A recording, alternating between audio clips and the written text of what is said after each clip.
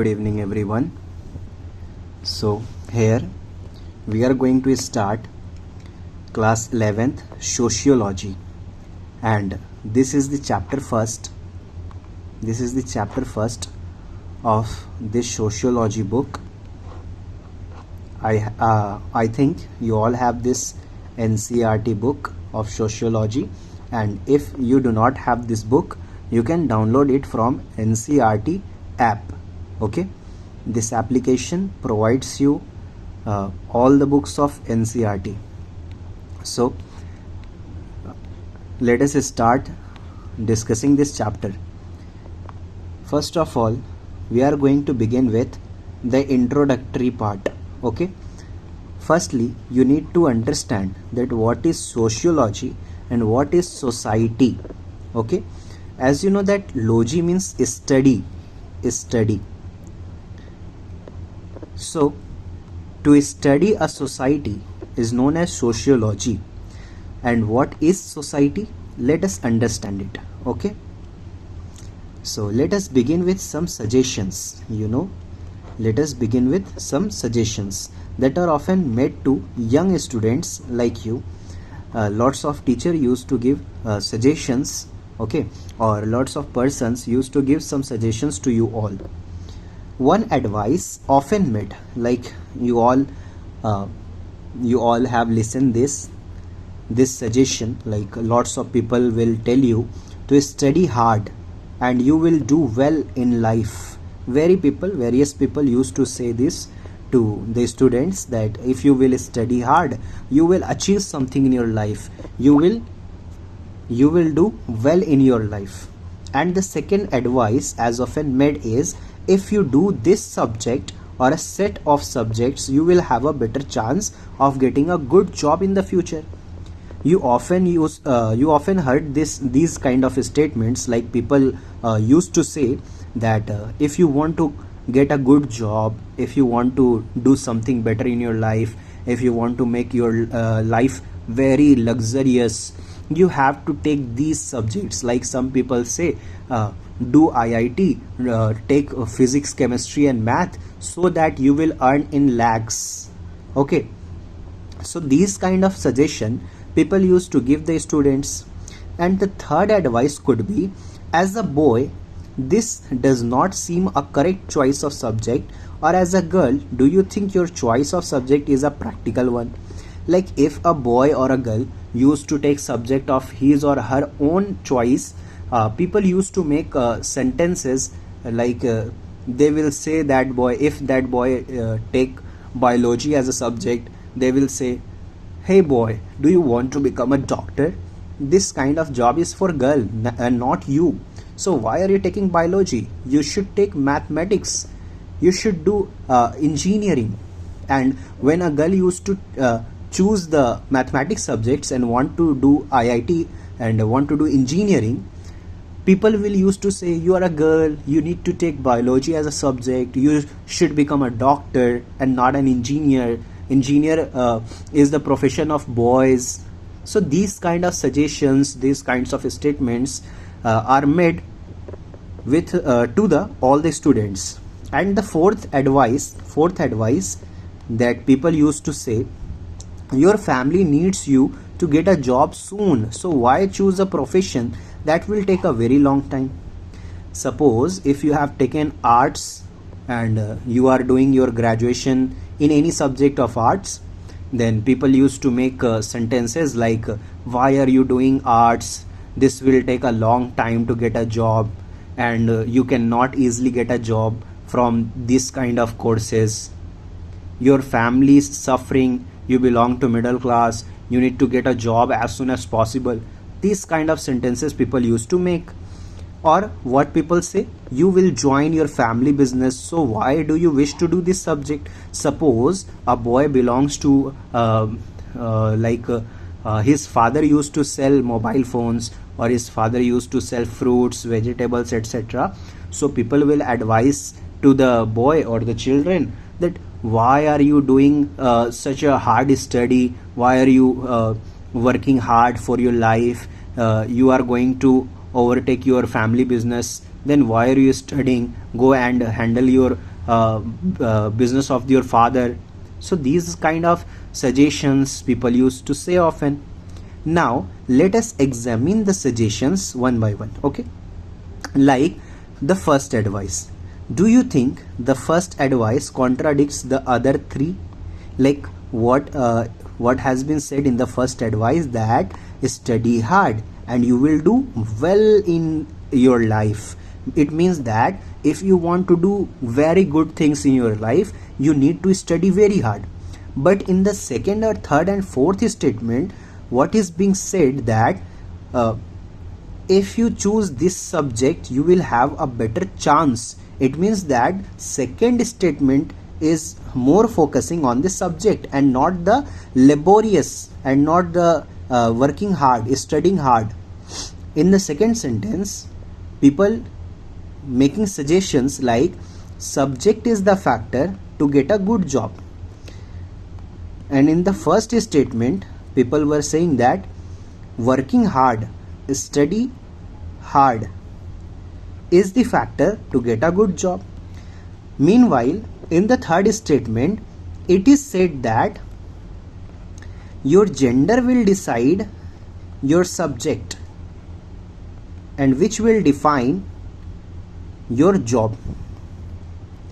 In the fourth statement, it is said that do as your lineage are doing. It means that what your lineage are doing, you should do that job only. So these three statements, that the job is dependent on the subject, on the gender and on the lineage, is basically contradicting this statement, that if you will study hard, doing hard in your life, working hard for your success, then you will get a job. Now, for the first advice suggests that if you work very hard, you will do very well and get a good job. So first statement is more focused on the working hard, on your you can say on your labor, that if you are very laborious, then you will get a good job. The onus rest, it means that the other three statement here, onus rest upon the individual. The second advice suggests that apart from your individual effort, so the onus rests upon the individual, means that this first advice where working hard is the main focus area, is depicting the individual nature. It means that your job is dependent on your working hard in studies. So it is focused on you as an individual. But the other advices suggest that apart from your individual effort, there is a job market. That decides which subject choice may increase or decrease your chances in the job market. So in the second sentence, it is more focused on the market factor, that whatever subject is in the demand in the market, you should choose that subject to get a job in future. Okay, so second suggestion is more focused on the job market. The third and fourth advice complicate the matter even more.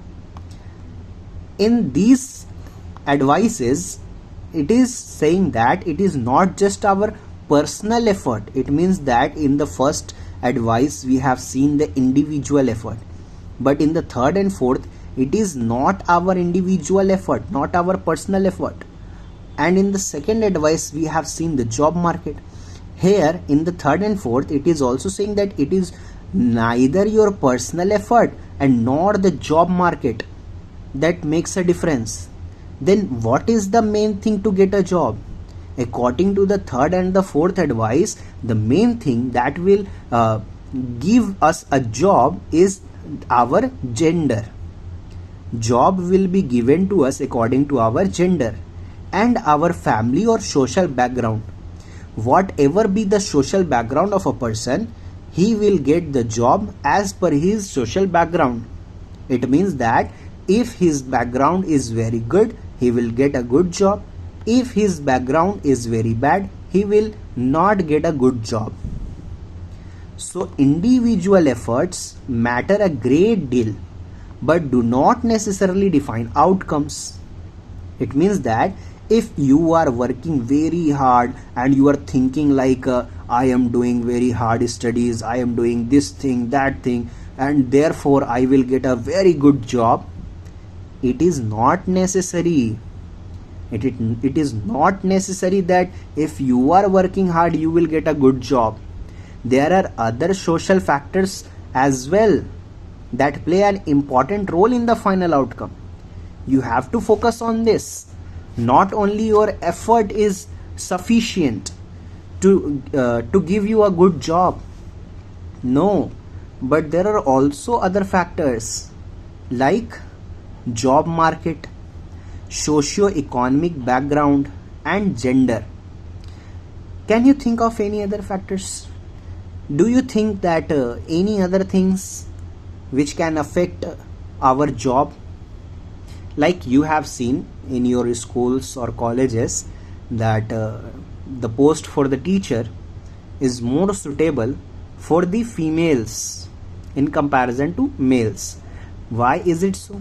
Here is the gender factor, that female will get more jobs in the teacher field. But when you are going to see the police station, etc., you will see there are lots of men there. It means that those jobs those jobs are for the men. So here also gender factor. So can you think any other factors other than this job market, socio-economic background, and gender? We could well ask, who decides what is a good job? And the question is, what is a good job? What is a good job? Having a good salary is a good job. Having job security is a good job. What are the things that we consider to call a job as a good job? Do all societies have similar notions of what is a good job? It means it is asking to you, do all societies think the same? Job market, socio-economic background, gender for a good job? Is money the criteria? If you are thinking that this job will give me 2 lakhs, 3 lakhs per month, and therefore this is a good job. So is the money only criteria to saying a job a good job? Or is it your respect or social recognition or individual satisfaction that decides the worth of a job? It is saying here that if you have been given lakhs of salaries but there is no respect and there is no any job satisfaction, you are not satisfied with your job, so can you say that job is a good job for you? Do culture and social norms have any role to play? You are belonging to a different culture and you have gone to another country or another state to do a job where the culture is very different. So can you imagine, can you say that since my culture is different but I have been paid lakhs of salaries, that's why this job is a good job? Can you say that? So these are the questions that you need to ask yourself before starting the chapter, that can we say these kind of things as a good factor to call a job as a good job? The individual student must study hard to do well, but how well he or she does is structured by a whole set of societal factors. It means that if you are studying very hard, that is good and sufficient, but there are some other societal factors as well that will decide what you need to study and what you need not to study. The job market is defined by the needs of the economy. You have to understand that job market works on the needs. If the economy is demanding something, we need to fulfill that need. Therefore, we can get a good job. And to doing that, to fulfilling that demand, we need to opt that subject. The needs of the economy are again determined by the economic and political policies pursued by the government.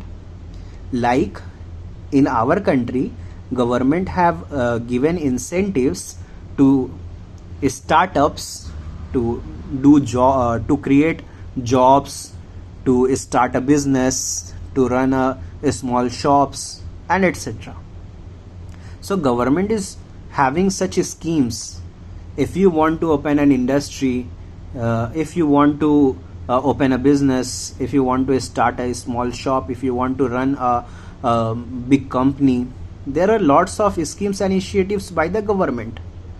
So this initiative and schemes that are being provided by the government will decide that which kind of workers or which kind of jobs will be created in the economy. Suppose the government had provided the schemes to start an industry. In the industry, there are jobs for workers, managers, HR, and lots of jobs are there. So this will decide that you should take the subject which is relevant in the industrial area, so that you can get a job there. So it is the policies, the economic and political policies that is pursued by the government is also a determinant of the need of the economy. The chances of the individual student are affected both by these broader political and economic measures as well as by the social background of his or her family. So these two factors, governmental factors and socio background factors, are important component to get a good job. Suppose there is a student which belongs to a very poor family. Can you imagine that that student will ever think to get a very high paying jobs in Google? I don't think so. That boy who is suffering very hard in his life will ultimately want to get a job as soon as possible. Be whatever be the job, he want to get a job only, which will pay him a good amount of salary to sustain his life. He will not thinking about getting a job in Google firm. But a boy belonging to a very rich family, having all kind of resources, having enough money, having everything, that boy will think that I should get a job in Google company. So this social economic background make a difference. And the political and economic measures, as I have already told you. So this gave us a preliminary sense of how sociology studies human society as an interconnected world. So in this sociology, we have to read, we have to understand the interconnection. Okay, we should understand what is the interconnection between the different things occurring in the society, and how society and the individual interact with each other. As I have said, we should understand the interconnection, that is interaction, that how people interact with each other, what are the factors behind these, how people are connected to each other. The problem of choosing subjects in the senior secondary school is a source of personal worry for the individual student. That this is a broader public issue affecting students as a collective entity is self-evident. You have cleared your matriculation right now and you are thinking to get a good subject in your 11th and 12th so that you can make your lifestyle worthy. You can opt for a good job in near future. You will select that kind of subject, and this is your personal problem. But if you see this on a macro level, you will get to know that this is not only your personal problem. This is the problem of all the students who have cleared matriculation right now. They are focusing on those subjects which will get them a good job in near future. So one task of the sociology is to unravel the connection between a personal problem and a public issue. After reading this sociology, you will get to know how to connect a personal problem with the public issue. Like we have seen that the problem of choosing a subject is not your personal problem. It is also the public issue. So this connection you should know. This connection you will read after studying the sociology.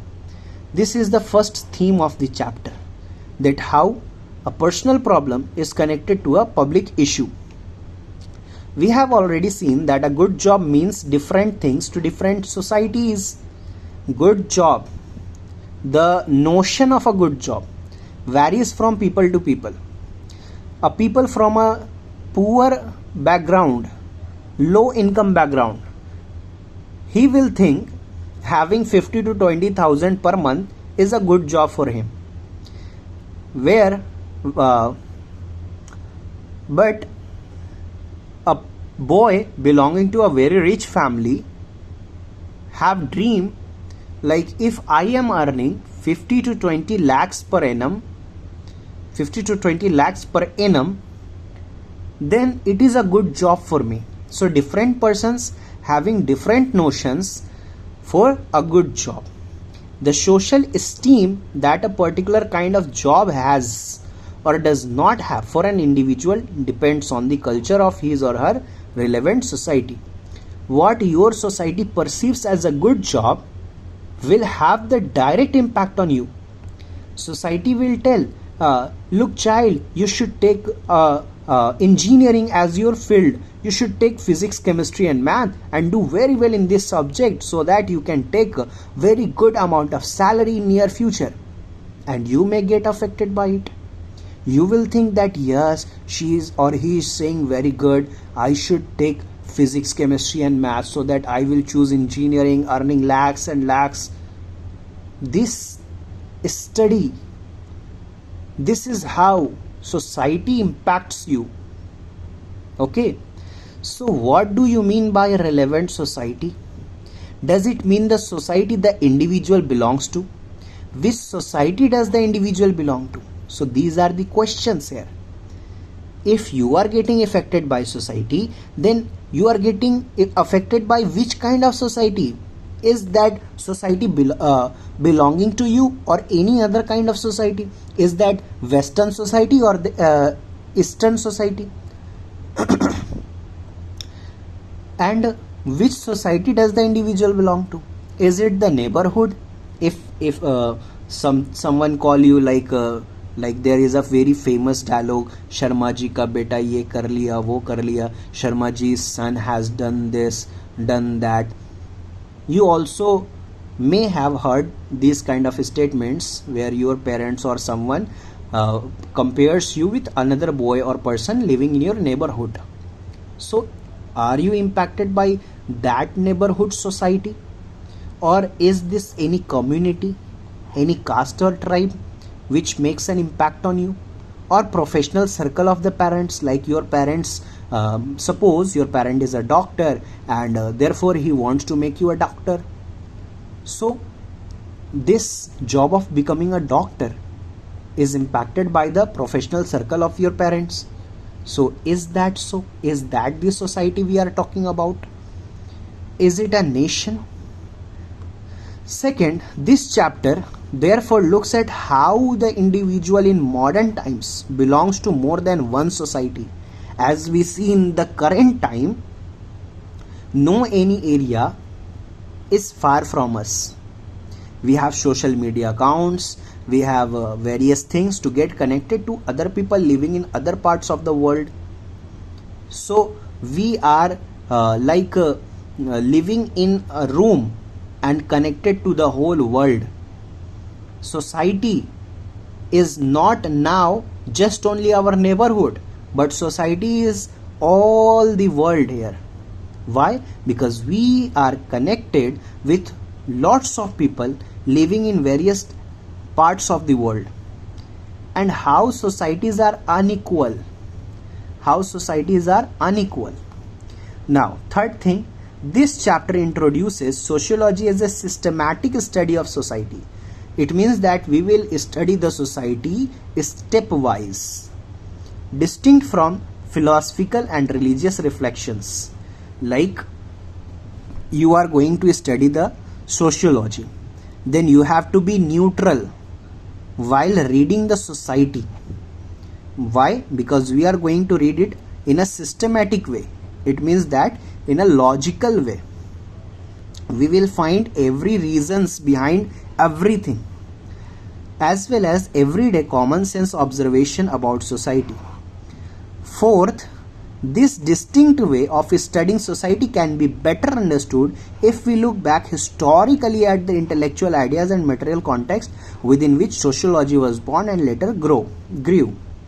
It means that if you want to study the sociology, you should also look at the historical background of it, that how sociology emerges and how it becomes a subject. Okay, so these ideas and material developments were mainly Western but with global consequences. These ideas of sociology, studying the sociology, were mainly belonging to the Western countries.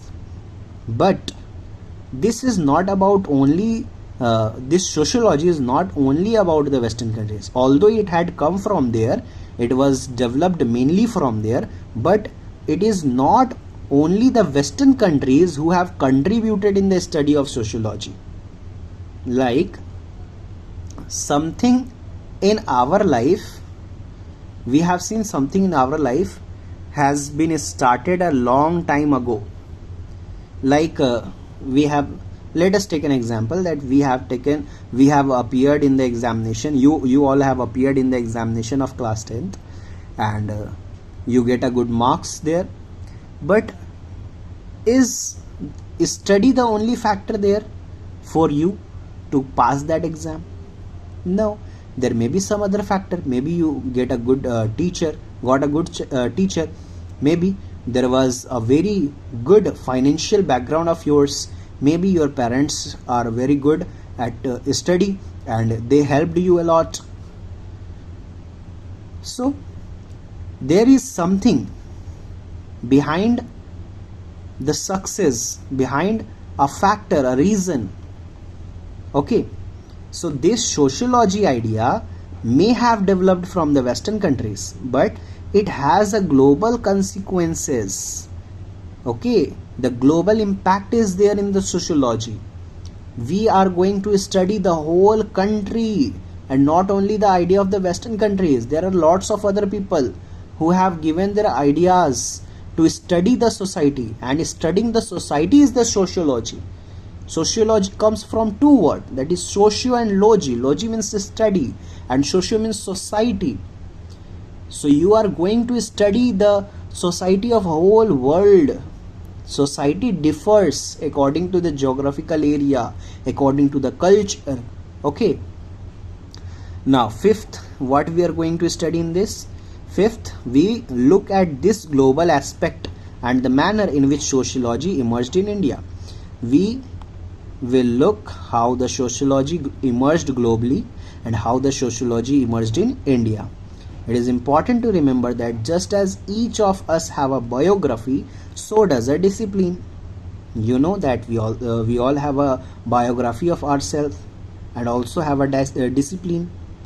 Understanding the history of a discipline here, it is for the subject and not for the that discipline which is being taught in our school. Here discipline is subject. Okay, so discipline helps understand the discipline.